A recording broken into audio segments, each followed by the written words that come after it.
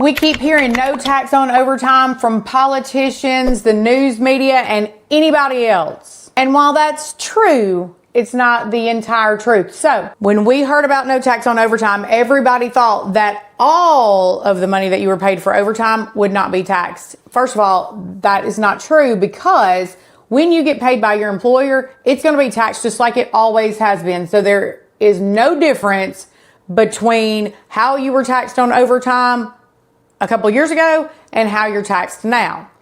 However, in 2025, we just had this last year, through 2028, this law was in effect from 2025 to 2028. There is no tax on the overtime premium. And you're like, what is the overtime premium? Well, let me do this little math problem for you. If you make $10 an hour and you get paid for time and a half, that would make $10 times 1.5 equals $15.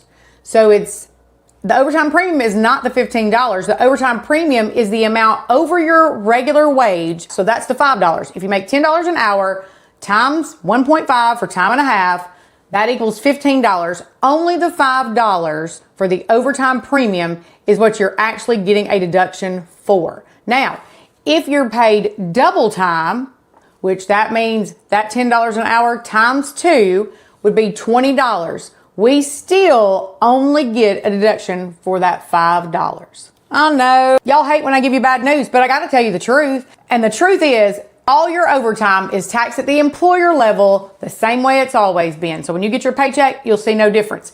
When you file your tax return, that is when you will see the difference. Now, coming up in 2026, this number should be reported on your W-2 when you get that in January of next year. Y'all, I'm Valerie Kemp. Follow me to learn more about how to keep what you earn.